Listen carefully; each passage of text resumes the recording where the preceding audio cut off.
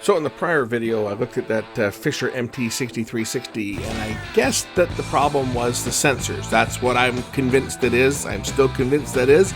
We're going to try a little experiment and prove if I was right. Let's check this out. Now that you guys have seen what I think the problem is that the LEDs here are getting a bit weak. We're going to try a little experiment on this thing. And hopefully I won't cause any more damage to it. But we're going to try increasing the current a little bit through the LEDs and see if we can squeak a little more brightness out of it and see whether we can get the thing to actually operate. So what I'm going to do is I'm going to parallel a 220 ohm resistor between R22 and ground. I've got a 220 ohm resistor here. We'll just ground one side, and we'll look at the lights and see first of all whether they appear any brighter, and then we'll see whether this thing will operate. So if we look at the lights, turn it on, and we can see the LEDs here. That's a good place there. You can see both of them here. Now let's just see whether we get any more brightness out of it when I increase the current a little bit. And indeed, we do. So let's try hooking this up. Now set the unit upright. We'll put the turntable on it and we'll put the cartridge on. We'll mount the needle. And I guess I don't even need to mount the needle to test it. It'll still scan the record. We'll see whether this thing will actually move the tone arm in the correct direction. So here the unit is sitting. Let's turn it on. And we'll just try hitting the start button and see whether it does anything.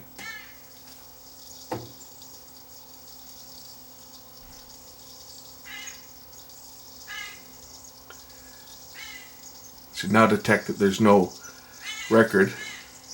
Now I may have to adjust the levels of the controls, the bias control, but at least now it's moving the other direction.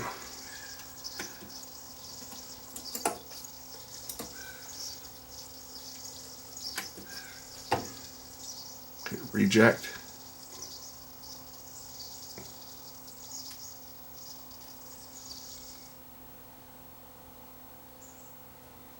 So that's a change from before, because before it wouldn't move the arm in this direction. So we've been increasing the current slightly through the LEDs is now allowing this thing to read at least one of the controls. So let's just try tweaking the bias settings a little bit and see whether I can actually make this thing work. Okay, now as you can see, the turntable is turned on, but the motor is not turning. Now it is. We must be right on the edge. We must be right on the edge of one of those sensors being red. Because normally when you turn it on, the thing will not start turning. It's not supposed to start turning until you move the arm. So, and it should start turning like that, and then it should shut off. It's got an E on the display now. I wonder what that means.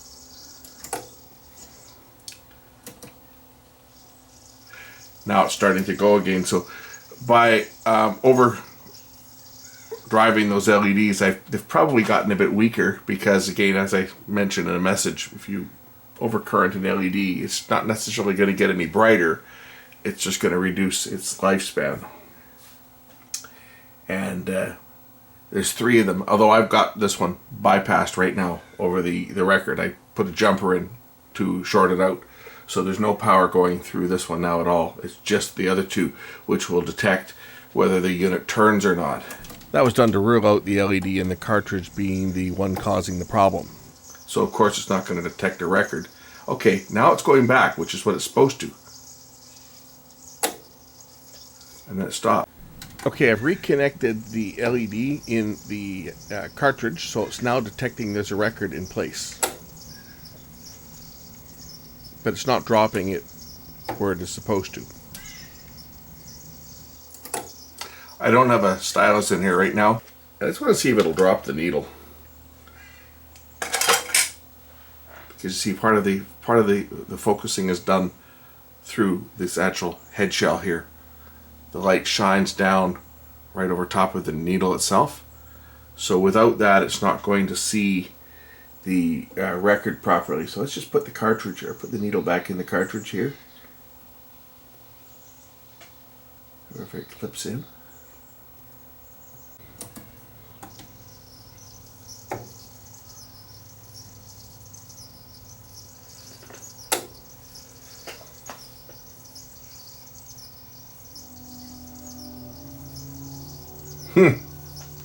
Neat. That works. Reject. Let's see if it'll go over to the next band over here. Although the LEDs are weak, so I mean they got to be replaced. As simple as that. They have to be replaced or it's not going to work. By putting more current through them, I'm increasing the brightness slightly, but I'm also going to increase heat in the LEDs, which is going to make them fail even faster. But we now have confirmed what it is. Let's see if I can get this thing to go over and play the third band, or the second band. I guess it's the second band on the record. Yeah.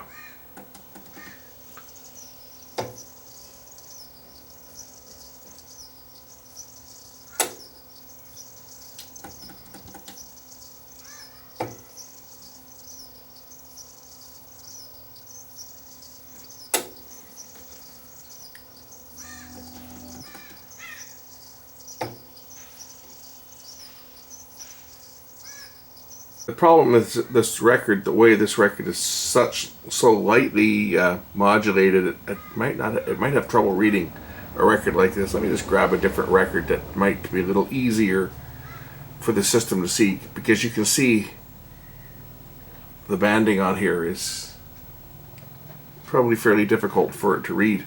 And because these units, it says in the manual that they can be affected by ambient light, you don't want to have a lot of light shining on the record. So I'll dim the lights a little bit and see how it works for this one. Let's try that again.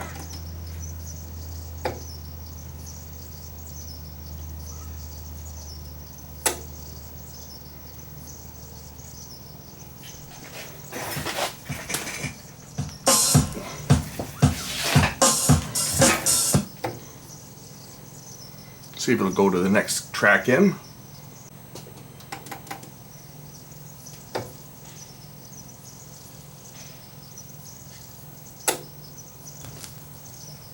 Well, it is starting.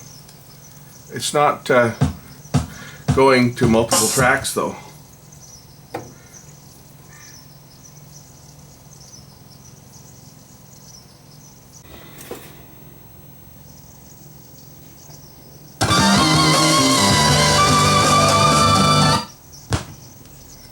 Let's see if it'll pick up at the end.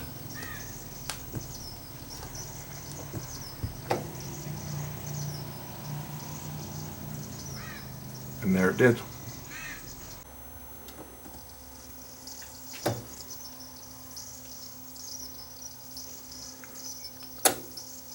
So now I've been able to prove that the fault is the LEDs just by adding another resistor, adding a little more current through it. It will make it work.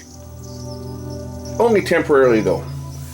I would imagine if I let this thing run for more than a few minutes, I'll probably burn out not only the LED in the head shell, which would be impossible to get, but the other ones themselves. So I'm not going to run this thing anymore.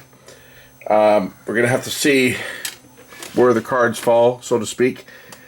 Whether the guy that owns this thing wants me to spend any time to research if I can even find the parts for it. I mean, this thing's pretty old, 1979, so that makes this thing 40 years old.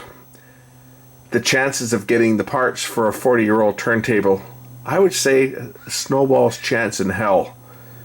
But hey, at least we know how it works. We've seen how it works. It's very cool. I would love nothing more than to have this piece in my collection and get it working, just because it's cool the way that it operates.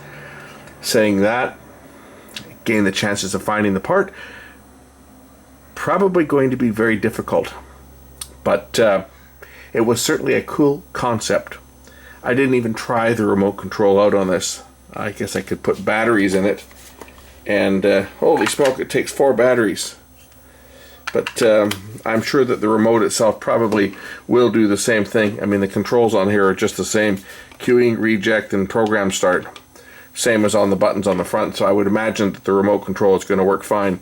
But hey, for you guys that wanted to see whether my diagnosis was correct, now you know it is correct. As I do a few more tests on this unit here, I started thinking, well, maybe the LEDs are not weak. Maybe the voltage is a little too low. And I started doing some tests, and I see that they are on the 10.3 volt line.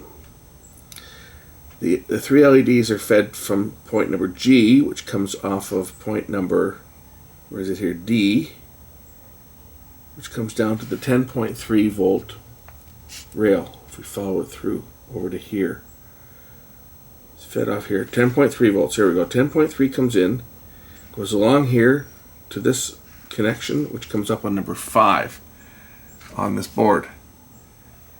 And number 5 should be 10.3 volts. And if I trace it back to the power supply, it comes back here on pin stake number 14, which is this one right here. And we see that it's 9.5 volts. So if our voltage is a volt too low, then this whole voltage divider thing is not going to give us the correct voltage drop across the LEDs, which would mean the LEDs were a little bit on the dim side. So just maybe it's a power supply issue on this unit, and our voltage is a little bit on the low side. That's the beauty when you've got access to a schematic, and you can actually see the way things are wired and do some electron chasing, which is always fun. So we're back here at the regulator. There's a feedback loop here that provides regulation. There's a error control transistor here, a Zener diode for a reference, a couple capacitors in here, 0.47 at 50 volts. These certainly could cause a problem. I can't see it being the transistors. It could be a bad Zener, it could be a bad cap in here. So we're going to check some of these small blue caps. There's 4 of them in here. We'll check those and see whether there's anything suspicious.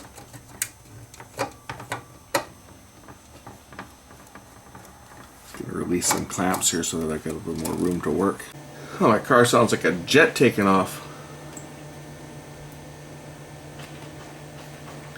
We'll just check the ESR on these and see. 0.47 though, we don't have really a reference on there, but let's just see. 3.9 ohms, that doesn't seem too bad. We'll check the capacitance of it.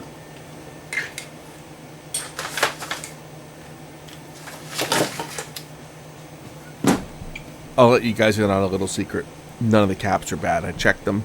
They're fine. And it's not a switching power supply, so caps generally don't fail on linear supplies like this. But I tested them anyway. They're all good. 0.5. That one tests okay. I'm going to do some voltage measurements. I should have, on the base of Q2, I should have 10, oh, what have I got here?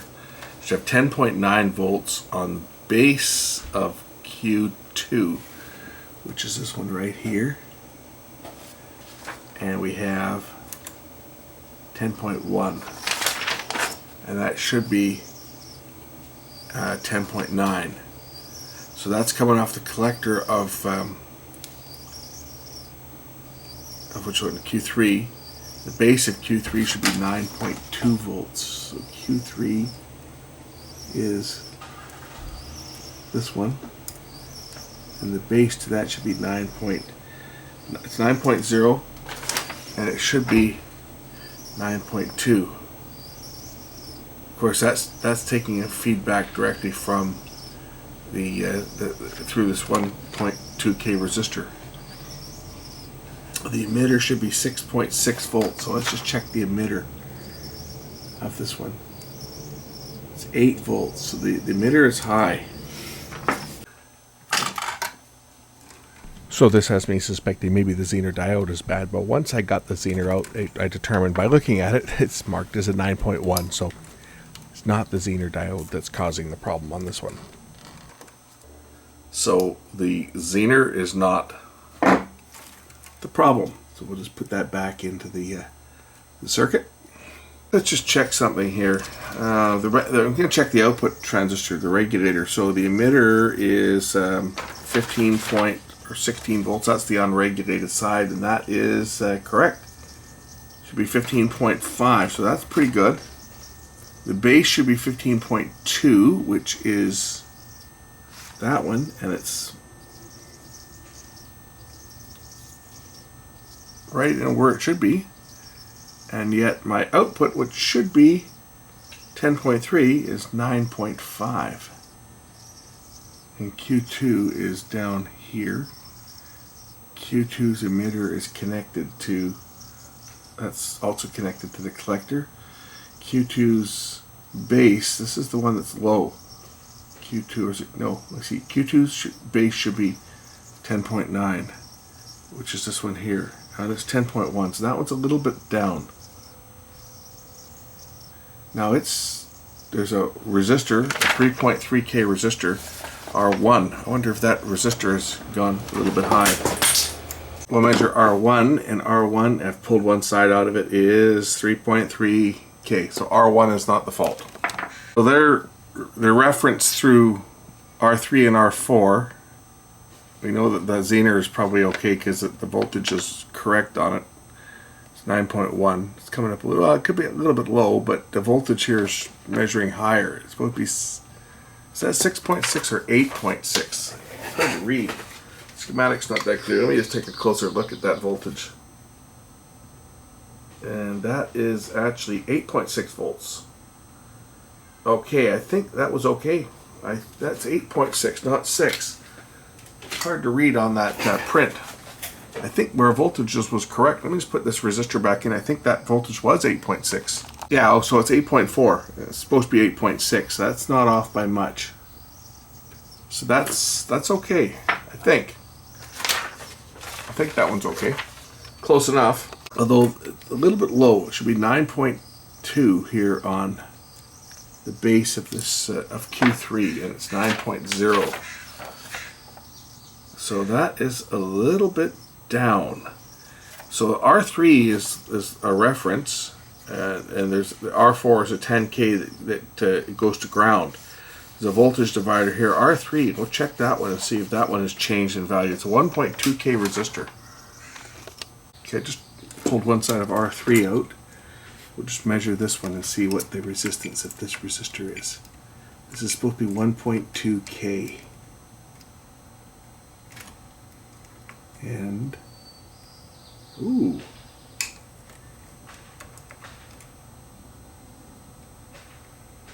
.5K. Looks a little bit. It's going to pull that resistor right out.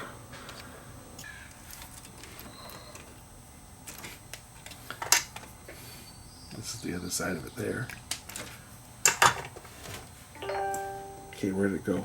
Well, if we look at this resistor, it's a 560 ohm resistor, and it's measuring 560 ohms. But on the schematic R03, which is the one I just removed, schematic shows R3 as a 1.2K resistor.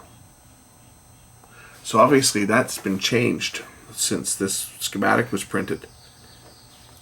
And they've gone down in value, and that they may have had a voltage regulation problem before. Although it says this schematic is a fundamental schematic, and some products may be modified without notice. So there you go. When you can't believe the schematic, right? When we assume that this is correct and find out that their parts are not the same, well, that's going to change the readings. So that kind of blows this all out of the window. Is this really supposed to be 10.3 volts, or is it supposed to be 9.5? Because with different values of components in here, that's going to change everything. So now I'm back to the LEDs being bad. They're not being underdriven, they're just bad. But on the other hand, what if we change this to a 1.2K and put the value in that's in the schematic and see whether it changes the voltage? and see whether it changes the operation. So I'm going to put a 1K resistor in place here. Kind of go split the difference, right? It was, the schematics is 1.2, but there was like, it was like what, a 560 that was in there. So we'll go for the 1K. Just see whether this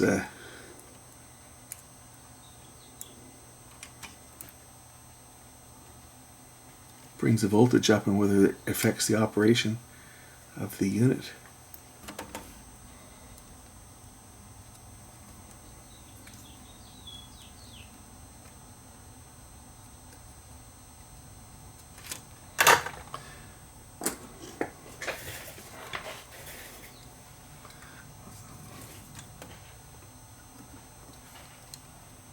I hate these things.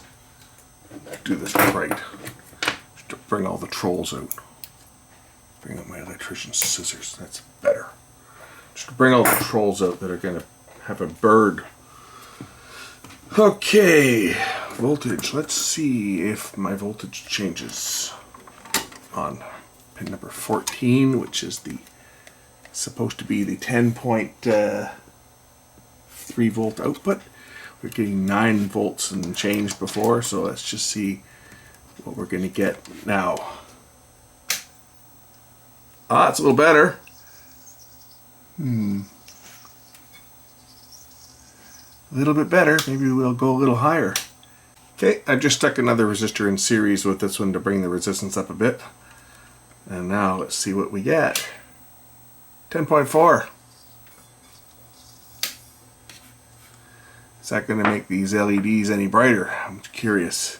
You might wonder why I've been cutting out a lot of stuff here and I haven't been having the camera roll constantly. It's because I've been keeping an eye on the news. There's a pretty intense manhunt going on right now in Canada for a couple of teenagers that committed some murders. So I'm just keeping an eye on the news. So I'm shutting the camera off between takes as I'm just watching what's happening on the local news right now on the news channel.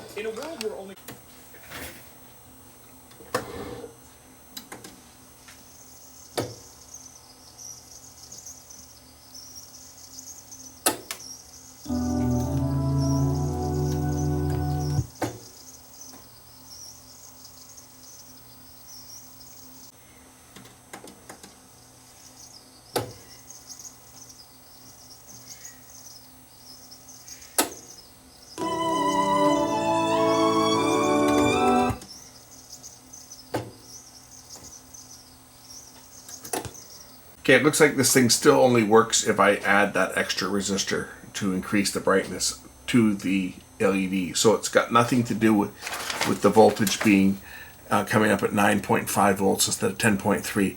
I think they did a running change on this because maybe they felt the 10.3 volts was a little too high and maybe that was causing the LEDs to burn out. So they changed the value of that resistor R3 from a 1.2K down to a 560 ohm. To reduce the power because maybe they found that the LEDs were failing, but it looks like they're still failing because the only way I can make this thing actually read the disc is by changing the value of this 270 ohm resistor. By adding another 220 ohm resistor in parallel to it, it will work a couple times. And then what's happening is because of the increased current through the LEDs, the brightness level falls off. So the LEDs are shot. The only way to fix this thing is going to be to change those LEDs out. And they probably can be changed just as an LED. I think they're probably separate parts that can be changed on this thing. So I don't think there's anything really that special other than they're non-diffused. So they're a bright LED that shines on the reflector. And a diffused one probably won't work because you're looking for that sharp transition from the black to the reflective. A diffused LED would be a more gradual transition, so it's going to have to be a clear LED, but probably a couple clear LEDs in there would fix this thing. As you can see, here they are, and if I just add that extra resistor, that does affect the brightness ever so slightly.